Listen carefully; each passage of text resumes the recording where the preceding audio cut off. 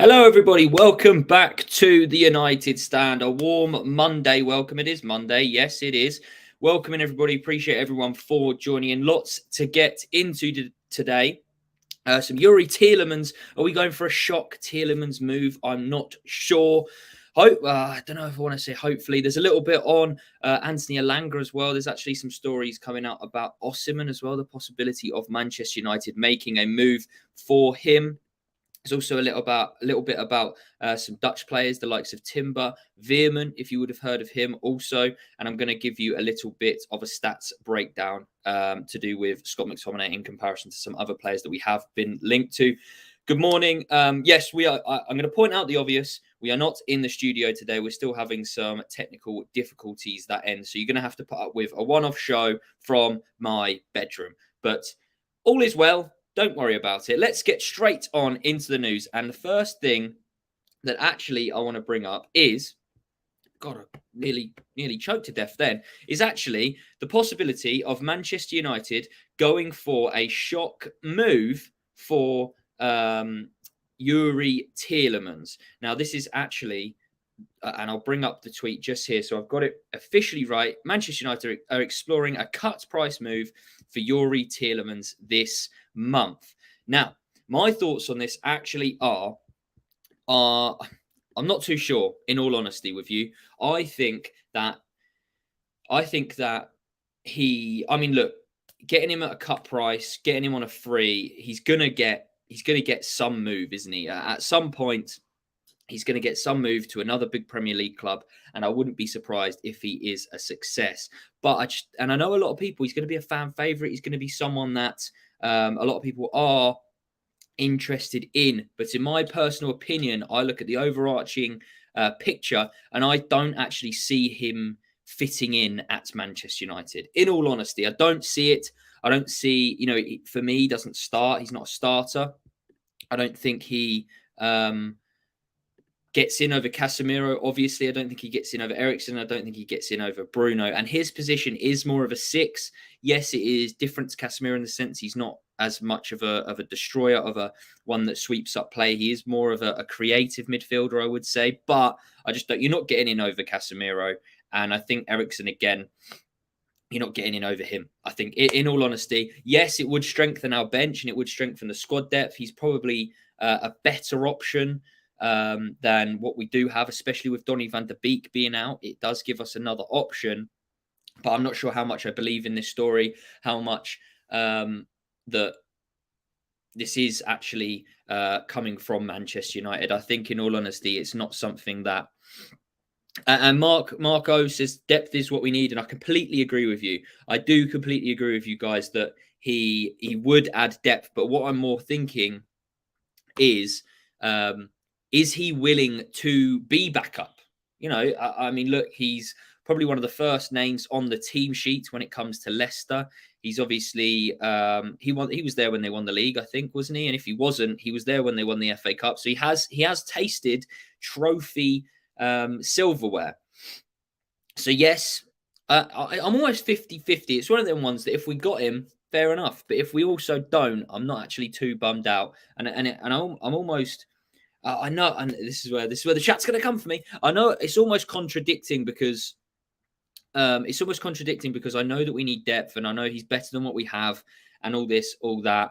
But I just don't know. I just don't see it working out at Manchester United. I think if we get him at a cut price or even a free in the summer, obviously his contract is up, the wages are going to be pretty big. And all of a sudden, like, why are we now interested in Tielemans, right?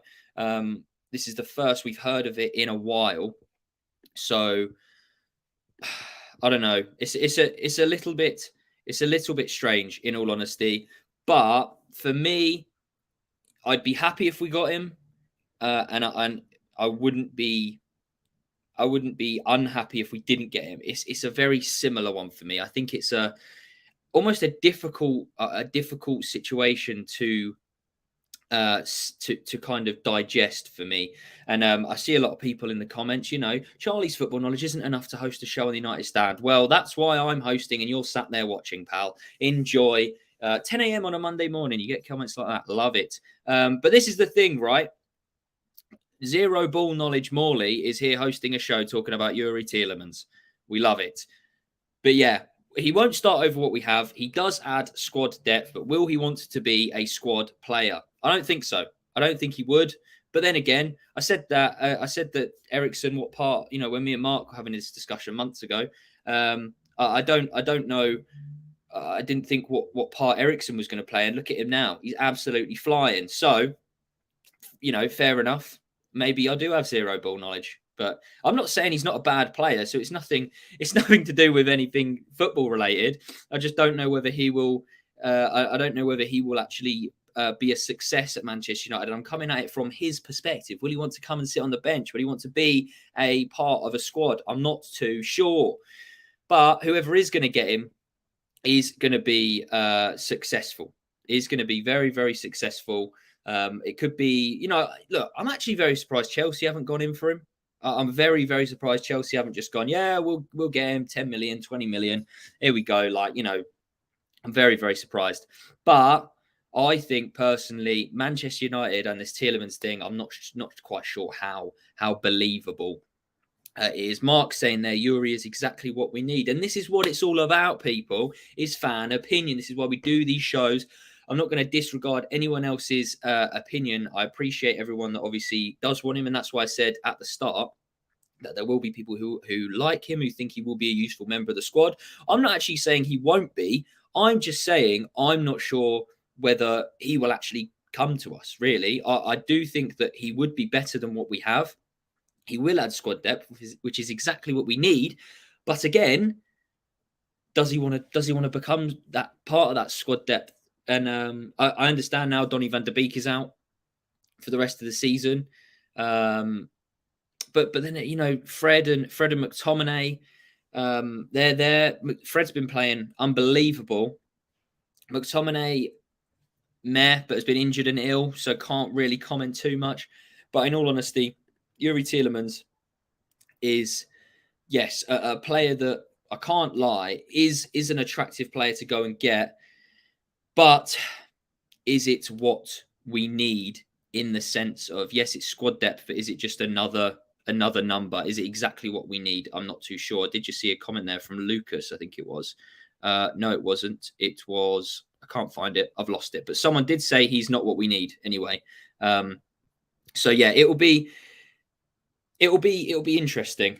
What's it, Shane? He needs Goldbridge's permission before he says he's a good player for us. I'm not saying he wouldn't be a good player for us. I'm saying whether he... Jesus, it's coming for me, 10 a.m. Yeah, I'm saying whether he would be utilised right and whether he's willing to be part of a squad. That's all I'm saying. That's all I'm saying. We'll move on. We'll move on from Tielemans because I can see it's split in opinion, but it's what we like. It's what we like. And this, I mean, this does almost follow on from the Tielemans story in the sense that I'm going to list a bunch of players, some realistic, some unrealistic. It's just, 10 players, I think, 2, 4, 6, 8, 10 players that are that have their contract expiring in 2023. So it'll be around late June, July time. And it's the most valuable players, and Tielemans is actually a part of that. So we'll start from the bottom up. So we've got Kante. We were linked to Kante in the summer, weren't we?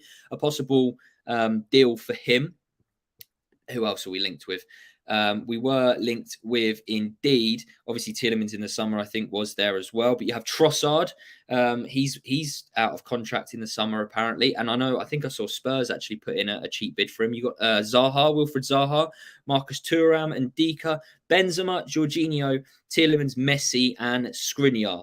Now, the reason I bring this up, people, is because, let me just get to this. God, I'm not used to this. I'm not used to this bloody StreamYard trollop again. It's confusing me. Let me put that back there. Bear with me. Apologies. Right, okay, we're back. Yeah, so the only realistic options I'd say there. I mean, we're not going to go and get Messi, obviously. I'm pretty sure he's signing a new deal anyway. Jorginho, no. Benzema, no. Zaha, no. I mean, a lot of people would actually take Trossard, to be fair, but the ones I'm looking at are Skriniar, probably very good defender. The possibility of Maguire moving on. Lindelof, not sure what's going to happen, whether he moves on. No. No to Zaha. Yeah, Zaha can bugger off. I'm not interested in him, in all honesty. Absolutely not. Zaha, and this goes with the narrative now. It's not just Zaha. It was the whole Depay thing. It's they've gone. They had their time at Manchester United. Whether they succeeded or not, they've been done. They don't need to come back. Did I mean Ndidi? I did not mean Ndidi. His name is Ndika, French international. I didn't get that incorrect. I'm just checking on that. But Skriniar would be maybe the one out of them options that I'd go, yeah, I'm more interested in that. I'm not going to lie and say I know a lot about Skriniar. I know exactly how he plays. I'm not going to say he's this agile centre-back. Honestly, I haven't got a clue. I'll be honest with you. Someone that I've got to go away and research in terms of stats comparisons to the likes of Maguire, Lindelof, even Varane, Martinez. But I think and I've actually been releasing videos on I think like every other day on the United Stand Instagram. So please do go ahead and give it a follow of some centre-backs that Manchester United needs to look at signing. And the first video, a lot of comments were saying, we don't need a centre-back, we need a striker, blah, blah, blah, blah. Yes, I know that. I do know that. But I'm not saying we don't need a striker. The point of the video is just 5 centre-backs that Manchester United should look at signing. That's it. It's not 5 centre-backs that Manchester United should look at signing because I don't want us to sign a striker. No, it's completely different to that. And the 5 centre-backs that I put forward are a lot younger. I did go into stat space with them. I do know a lot more about them. They fit the style of play that Ten Hag likes. They like to build up from the back, and they would definitely be more suited to be a backup under the Martinez, under the Varane, because that is exactly what we need. Even Shaw now. Look, Luke Shaw is absolutely phenomenal at centre-back.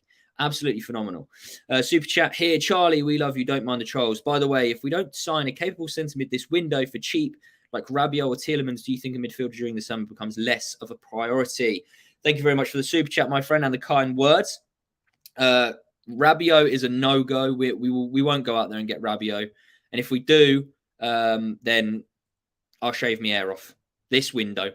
We won't do it. We're not going to go and get Rabiot. That whole deal, and I think the outrage from it and stuff was not good for the club.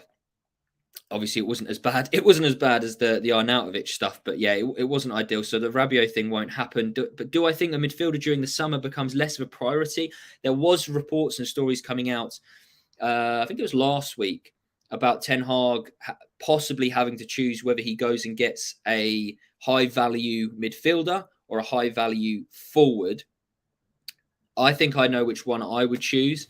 I'd love both. In all honesty, I'd absolutely love both. But I think a number 9, a striker, is definitely what we need more in comparison to midfield in terms of a high-value, huge name player. Yes, we need midfield options. Yes, we need strength in depth, but we definitely do need. We haven't had a high-profile number 9 in terms of lots of things come into this. Age, profile, goal scoring ability, all this. We haven't had one in many, many years.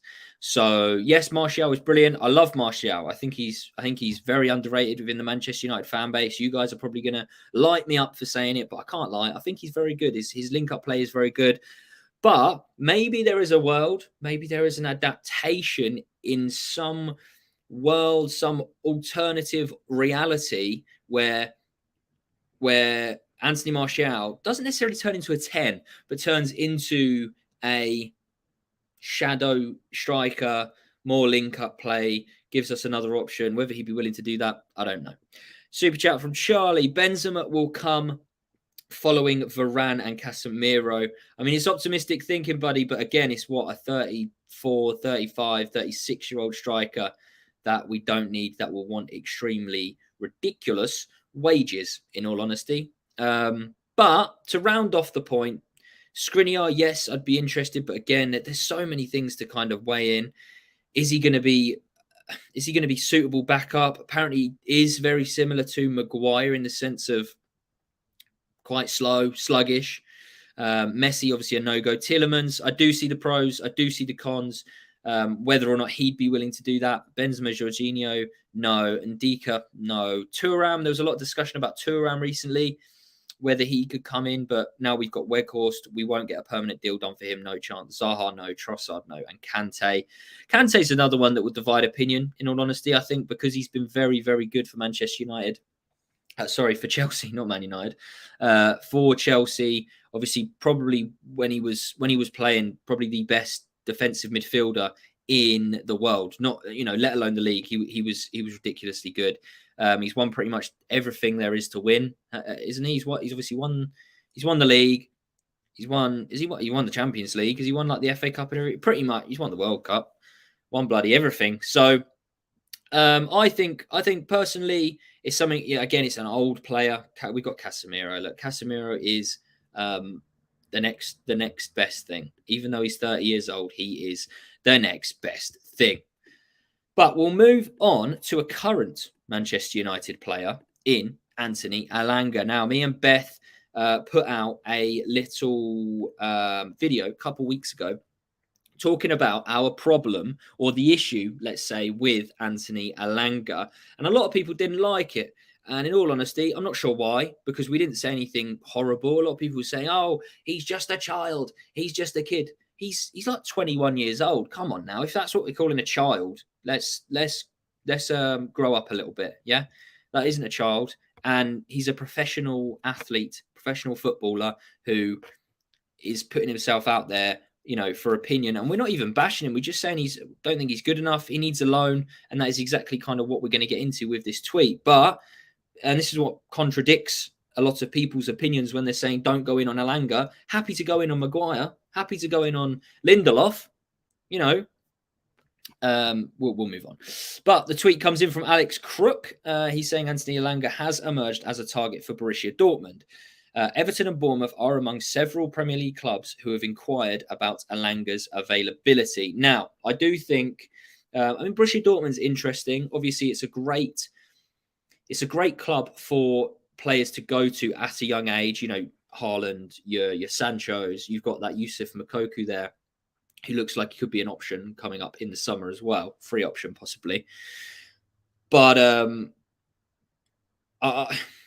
it's interesting. I think I'm not giving up on Elanga by any stretch of the imagination. I don't think he is ready for Manchester United first team football consistently at this current moment in time. I think he would benefit very much from going out on loan, whoever it's to. It does need to be one somewhere where he's going to get regular first team football, but also at a half decent level. So a lower Premier League club, the likes of Everton linked there, your Bournemouth as well, somewhere where he is probably going to be one of the better players. And in all honesty, I think that he could thrive, and hopefully then he could bring that back to Manchester United. And I know a lot of people, when Pellistri came on in that cup game and played 10, 15 minutes and played really well, and everyone's saying, how is he not getting game time? Elanga is. But, we don't want to hop on the hype train just yet.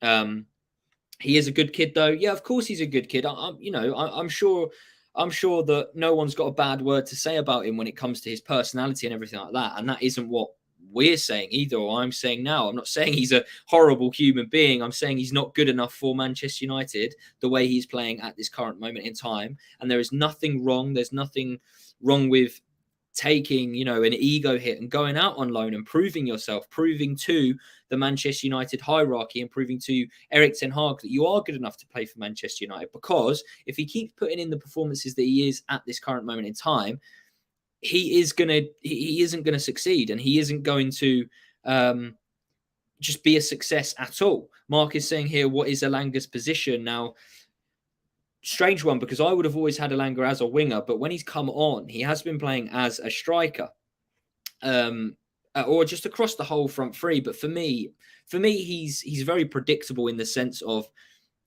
he's just quick, right? He's absolutely rapid. And yes, he scored very good goal against Atletico Madrid. He scored important goals for us in the past. He was very highly utilised under Ralph Rangnick also. And I do think there is a player in there somewhere. I just think he's very raw still. And maybe, will definitely evolve and develop from a loan move. 100%. I think he's just a player that needs time and needs training. And at this moment in time, I just don't think Erik ten Hag can put his all into developing Anthony Elanga, and especially the form that Garnacho, Rashford are in. Anthony is an 80 million signing. He's not going to play. We've still got Sancho to come back as well. So I think in all honesty, he does need to go out on loan. And I do actually want to address this comment here from Remy. You don't like Tielemans probably because he doesn't have an English passport. I'm sure that if you're given the chance to recruit players in United, you'll get all English players. What even? Have a day off, mate. Have we got any admins in the chat? These comments, I'm not going to lie, I'd swear if it wasn't 20 past 10, but they're actually so stupid. Like, I'm not even. That's it. We're moving on. But Anthony Elanga, in all honesty, is a player that I would look to move on in terms of a loan move. ASAP. Yeah, I mean, Killen says there, Ahmad as well. I think Ahmad is a player that's absolutely succeeding on a loan move, right? And there's no point bringing him back now because you don't want to stunt that growth. And again, he's just going to sit on the bench. But it shows, yes, they're a little bit different in age, but it shows that you can be a success out on loan and prove that you will be of use to Manchester United. There's no disrespect or wrong in that. There's nothing wrong in going out on loan. So, and I think a possible move to Dortmund might be really, really useful. You go out there, you get a completely different league experience. You go out there and get completely different life experience. You go and live in Germany for a year or half a year, however long it's going to be. And you go out there and you make an important statement. But we can move away from Anthony Elanga now to a player that I know. Look, you guys are going to love this. You guys are going to absolutely love this. And the tweet goes, MUFC are already lining up to sign Victor Osimhen with many intermediaries already at work to bring him to the Premier League after this season. And I'm actually just reading the comments underneath this tweet and everyone's just saying, please, yes. And I know Victor Osimhen, guys, is someone that you guys are going to absolutely love. And I think Victor Osimhen will be a huge success at Manchester United. He is a striker that we haven't had. Obviously we haven't had him. He's the type of striker we haven't had in the sense of that fast running behind striker. We haven't had that. He's almost Rashford, but better as a number 9. Striker, rapido, scores goals, was injured for a portion of the season and still comes back absolutely burning defences, scoring goals, is part of a very, very successful Napoli team at this current moment in time. There's a load of players in there as well who are being very, very successful. And he is going to cost a lot of money. He is going to cost a lot of money. But again, I'm just going to check his age. I think he's 25. Osimhen age. He's 24. He's even younger. Wow. Okay. So yeah, look, he won't be at Napoli for much longer. I'll be honest with you. Jeff Judo says Chelsea will sign him right now. Yeah. The only thing is Manchester United just need to not be interested in him because at this current moment in time, Chelsea will just go, yeah, we'll double it, we'll sign him. That seems to be what they'll do at this minute. But Osimhen will be in the Premier League, I'd say within the next 2 years as a maximum. I think he's going to be an extremely good player in comparison to the other names that are out there. Your likes of Vlahovic's, your Kanes, your Tonys. Trying to think of some others, but those three. They're all high-profile names. They're all names that are going to be sought after in this transfer market. And Victor Osimhen, again, is a. I'm trying to come up with a comparison for him and Kane. They're almost completely opposite. Osimhen's that fast getting behind striker. Kane's obviously the build-up, drops deep, assists, guarantees goals in the Premier League. I think Osimhen, the thing that most attracts me to the style of play of Osimhen is that what if in the Premier League, right? But the thing which draws me to Harry Kane is the fact that he has done it in the Premier League. And I mean, that I don't know, it's just Harry Kane, isn't it, really? It's just Harry Kane. But Osimhen, I 100% wouldn't say no. I will welcome him with open arms. Incredibly good player. And if we are, in fact, interested in him, I saw he actually released a tweet a couple of days ago of him, like, bringing the ball down, having a touch. And I think he in some way he's interested in this move because he's wanting that next step. I think Napoli, I think they'll get blitzed in the summer for most of their players, the likes of Zambo Anguissa, Kim Min-jae, obviously Osimhen, that winger that I can't pronounce his name, who's really young. I think he's Georgian or something like that. Really, really good player. So I think, yeah, he's they're going to get blitzed. So for him to stay at Napoli long term would probably be the wrong move. I mean, Man City aren't going to go and get another striker. Obviously, they've got Haaland and Alvarez. Another Chelsea option, though, isn't it? They need that. They need that number 9. They very much need that number 9. Aubameyang's probably going to leave. You know, who else have they got? They've signed those 2 young strikers, haven't they? Fofana and I can't remember the other guy's name, but they need that prolific number 9. I just really do hope that Manchester United do their due diligence and really do get a hold of this transfer market and get things done nice and early under this new ownership, whenever it may be.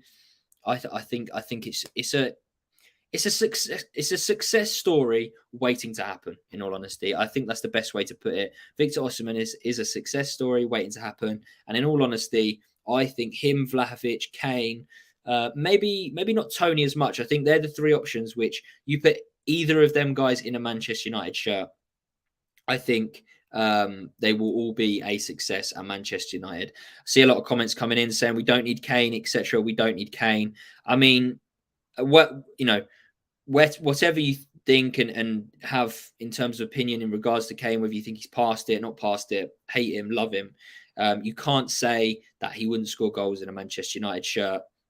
He's scoring goals in a really, really poor Spurs team at this current moment in time, and his season is very much getting overlooked.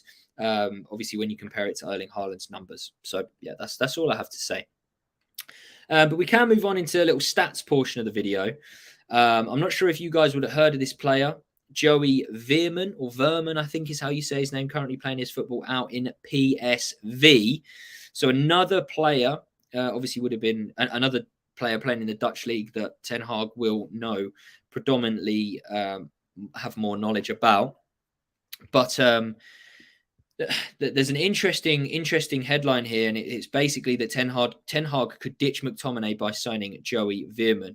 I'm not going to lie, I did some research in terms of numbers on a few websites in regards to the comparison between Veerman and Scott McTominay, and I will read those out to you right now. And what I actually do want to put across is because it's with stats, it's very easy to bash one certain player and almost make a false narrative around a player isn't very good and just pick stats that Veerman is better than Scott McTominay at. But in this, I'm actually almost defending Scott McTominay a little bit. Basically, and I haven't included these because there was actually too many. But in regards to all of the defensive stats, you're looking at your interceptions, your passes, overall passes, your just everything defensive wide, tackles, everything like that. You're looking at Scott McTominay is producing better numbers than Veerman. But when it comes to these specific stats, in terms of, a little bit more of an attacking output, Veerman has been putting up better numbers. So opponent half recoveries. Scott McTominay produces 2.88. Veerman is 3.63. And unfortunately, we would usually be able to bring these up on screen. I'm not sure if we are able to or not. But if we aren't, then apologies. Obviously, when we're back in the studio, the production level obviously goes up tenfold. Matches played, Veerman's played 27. Scott McTominay's played 24. I think he's played a considerable amount of more minutes than Scott McTominay, though. Veerman scored 7. McTominay scored 2. He's got 4 assists as well. Scott McTominay has 0. In terms of shots, Veerman has had 40 shots so far this season. Scott McTominay has only had 16. Progressive runs, Veerman has 0.7. Scott McTominay has 0.6. So you know, when we're looking at Veerman, he is more of an attacking, a box to box midfielder in that sense. I think he does play as a 6, but again, when you're looking at Casemiro and how good this guy is, he could be a good backup. But when McTominay is putting up better defensive numbers, it's worrying that we then link to Veerman, who then would be coming in and playing as a DM. Or maybe I'm wrong. Maybe he wouldn't be coming in and playing as a DM. Maybe he would be coming in and playing more as a box-to-box midfielder. I know Ten Hag has made it quite clear to McTominay that he wants, when he is playing him, to be more box-to-box. He doesn't want to use him as that defensive midfielder. So it would be interesting to see kind of what happens when if he does come in.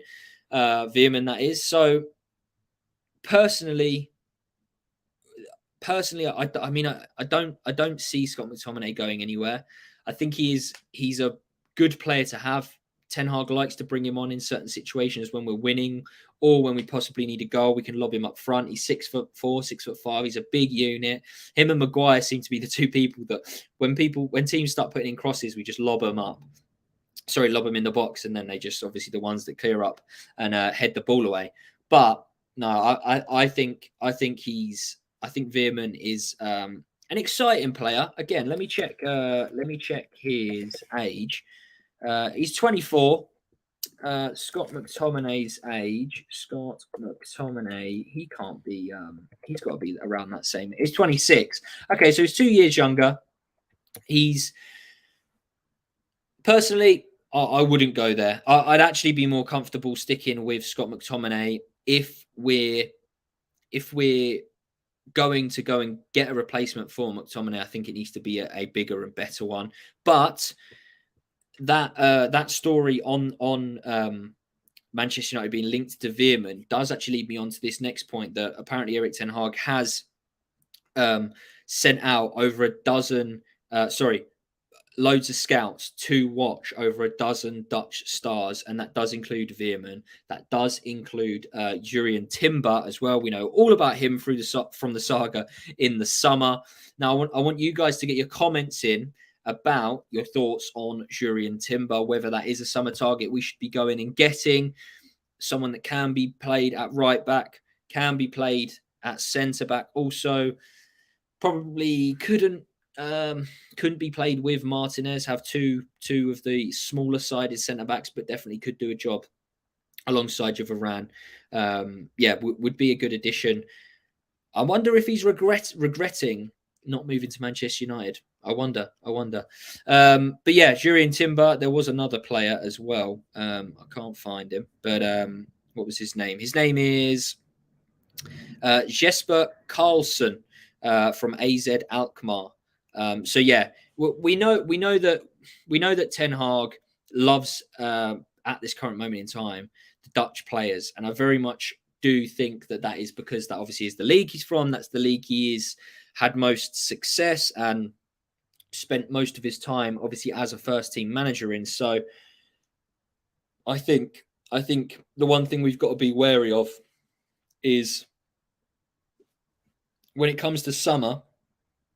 I think he does need to, and this isn't saying he's not doing, has the people around him doing it as well. I think that he needs to broaden the horizons, let's say. I think he needs to broaden the horizons, needs to go out there, explore the different leagues and not just rely totally on the Dutch league. But as a short-term alternative, I guess the Dutch league is a fine kind of alternative, let's say, which is fine by me.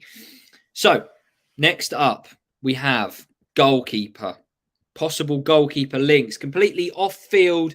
I haven't heard of this guy. He's 17 years old, which means one thing, maybe two things, maybe three things. he isn't going to obviously come in and be first choice. He's going to come in and he's going to be, he's going to play for the 21s. He's going to play for the under 18s even, he could. And he will be very much a goalkeeper for the next 10 years, possibly, right? His name is Lisandro Olmeta. He is, as I say, 17. He is a France under 18 international. He's 6'2". He is out of contract at the end of the season also, and will be obviously free to sign from July 1st. I believe he's at Monaco, and they have offered him a new deal, but apparently he is very hesitant to accept. Manchester United and other clubs are very interested in signing him when he does turn 18. I think, in all honesty, for me, something that is less appealing, just because he is so young. I mean, look, and this is something that does need to be addressed, and probably going to get a load of stick in the comments again, but De Gea will need to be replaced at some point or another. Yes, loads of people are very big fans of De Gea. I know Mark is. I know a lot. He will end up 7'7". I know a lot of people are huge. I mean, I'm a big fan of De Gea, but when push comes to shove, 2 or 3 years more, he's going to need replacing. So we do need to be looking at goalkeepers. Personally, a 17-year-old isn't one we need to probably look at in terms of first choice. Nowhere near. You know, we need to be going out there looking at your Meliers, your Alban Lafont, your Diogo Costa, who else is there? I'm not even sure. But we need to go out there, and we need to be, you know, David De Gea is probably considered a legend at Manchester United, rightly so. He's in the top 10 appearances. He has been an incredible servant to Manchester United. Won Player of the Year, 2 or 3 times. Been involved in the Team of the Year for the Premier League multiple times as well. But Scott is right there in saying, but we don't need a goalkeeper for right now. I do agree. We do not need a goalkeeper right now. It is one of the... I mean, look, don't get me wrong. I think we need options all over the pitch, but it is one of the options that I don't think is necessary right now. It isn't a priority. That's the word. It's not a priority signing. You know, we need midfielder.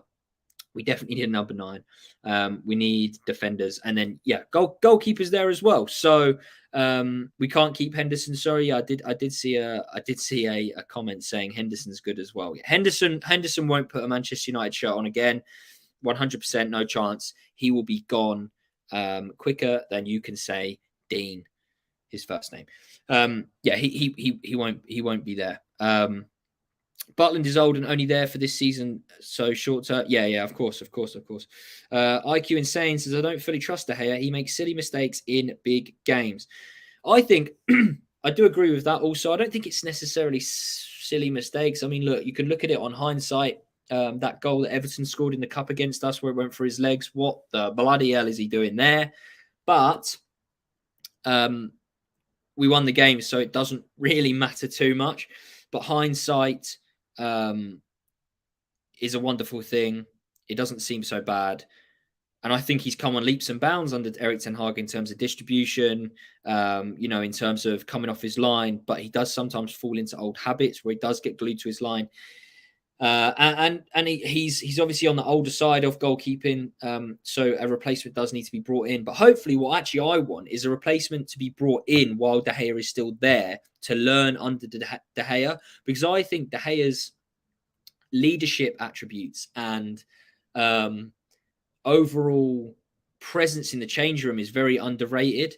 And to have him still involved with the current crop of players we do have is a very important thing. So I think bring in a younger goalkeeper, Ilham Melier, your David Raya, your Robert Sanchez, your Alban Lafont, bring one of those guys in while De Gea is still at the club. Give him probably a new contract for another year, another 2 years, and have that goalkeeper, whoever it is, brought in, learn under De Gea, learn to develop, and basically overall learn from De Gea is what I'm trying to say. Just learn from him, and then you're then with the guarantee that, if should your performances be good, your training's good, that you will be the number 1 at Manchester United. And that's pretty much, as good as we're going to get, because as much as we don't want this situation to happen, De Gea De Gea's going to be replaced at some point. How about Pickford? Absolutely no chance. T-Rex arms. He can't be in goal. He can't save like this. It doesn't work like that. No. He can't. He's not even England's number one anymore. He can't be. We need someone like Ramsdale. Young? I'm guessing you're kind of saying young goalkeeper. Lots of years left in him, which is, I'm guessing, what you're saying. I mean, someone like him would be pretty good. Would be pretty good. Lastly, we do have, well, not lastly actually, but lastly in terms of Twitter stuff, we do have some quotes coming in from Rafa Varane. I can read them here and give you my thoughts. He says, everything is possible. We'll just take it game by game. It's a long way to go and it's very difficult. The intensity of every game is incredible. The physical effort, it's like the same intensity of a big Champions League game every game. Quickly on this, I personally think that Varane, Erik ten Hag has done wonders with Varane. You think about how injured he was previously before he came in. He went on his own personal training program, which is currently what Sancho is on. So hopefully we're going to see good things from that. But he's been on that, and he's been like a new signing all over again. Absolutely brilliant. He goes on to say the rhythm is very high in the Premier League. The players are very well prepared physically. We know how difficult it is, but we're solid, we're strong. We just need to use the quality players with the ball. Completely agree. The Premier League is obviously the best league in the world, quite, in terms of physicality, in terms of pace of the game, in terms of pretty much every aspect, in all honesty. So, and to think I'm going to go out there. Where would you guys rank Rafael Varane in terms of centre-backs? We won't talk about in the world. We'll talk about in the Premier League. Would you say he's the best centre-back in the Premier League currently? You've got likes of, I know Saliba's having a very good season. Trying to think of some other centre-backs. Obviously, less so on form, right? I know, because like Christian Romero's pretty good, but Tottenham aren't playing very well. There are a lot of good centre-backs out there, but where would you guys rank Rafael Varane in terms of centre-back quality within the Premier League? Novak's saying one of the best in the world, top 5, top 10. Yeah, easily top 3, one of the best for sure. Yeah, I mean, it's quite obvious. I'm just wondering whether you guys think he is top 3, top 5, the best. Yeah, interesting. But yeah, Varane's top notch. It does go on to say, after the first goal versus Man City, we didn't let our heads drop, even though we conceded a goal at home. But we also knew that we had the energy of the fans. We continued to follow our plan. Then we scored and we changed the whole game. Old Trafford is a stadium with a magnificent atmosphere. It's amazing. At the end against Man City, I felt a connection with the fans. We really want to win and to do that against a big rival in our home. We live stronger with this. It was beautiful. This is huge, guys, because I think that Rafa Varane is up there for one of my players next season that would be captain material. There's no disrespect to Bruno Fernandes, but I think Bruno would be a good captain as well. Just kind of giving my thoughts. Bruno, Varane. I think De Gea could be a good captain as well. Casemiro. There's a lot of options there that I think could be possible captains for Manchester United next season. I do think probably Bruno will get it just because he's captain now. I don't think Harry Maguire will stay as club captain. I think that would be a very silly choice. I see someone spamming Crystal Palace prediction. We will be talking about that afterwards, mate. You can stop spamming the comments. We'll be talking about that after this. But I mean, look, it showed ridiculously huge spirit to come back against Man City. I'm not going to lie, when they scored, I thought, shit, that's, we'll not necessarily crumble, but, we might struggle to create opportunities. Man City will take the game by the scruff of the neck, but no, we showed incredible resilience. We went out and performed how we the game plan was set out to let us perform. And it was fair play to everyone. Fair play to Ten Hag. Ten Hag gets man of the match for me. Subs were perfect. Bringing in Fred for the game as well. Perfect. Great energy. He has Kevin De Bruyne sat in his back pocket. He's going around the washing machine at the minute, trying to get his head in the right place to come back and try and put a title charge for the Premier League. But no, I think personally, Varane is it. one of the best centre-backs in the world at this current moment in time, let alone the Premier League. He's an incredible, incredible player.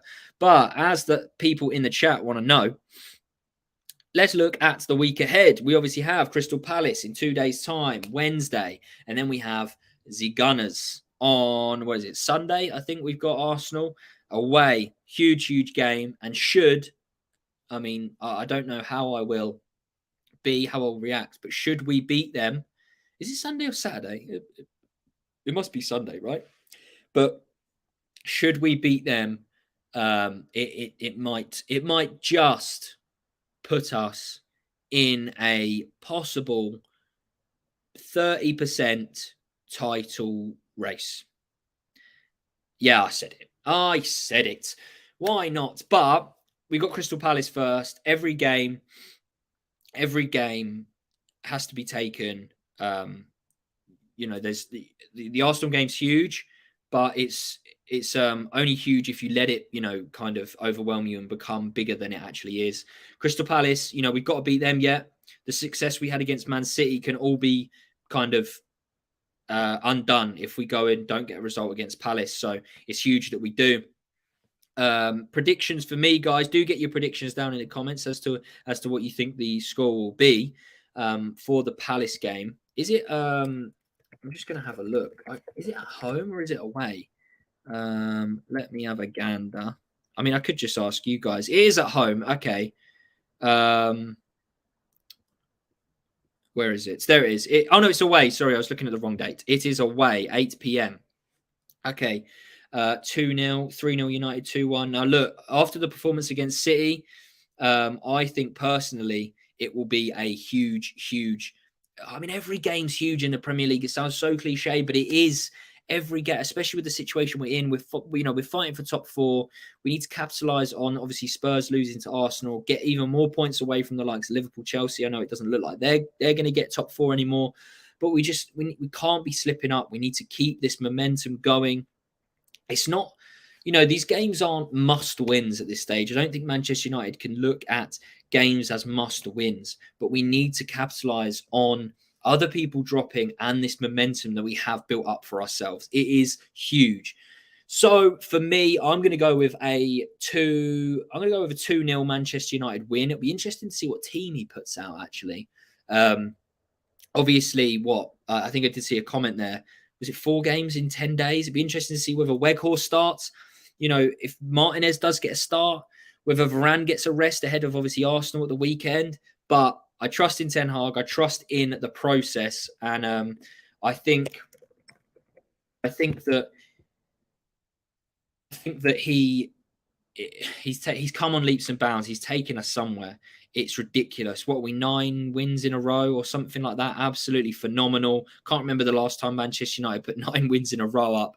It's all competitions, but it's still huge. So hopefully we can keep that going. I'm really, really looking forward to it. I can't lie. It's going to be huge this season, next season, however many seasons we have the mighty Ten Hag. I can't wait. It's such an exciting, exciting time to be a Manchester United fan, and I've fallen in love with the club all over again. But guys, much, much appreciated. Thank you everyone for the kind words this morning.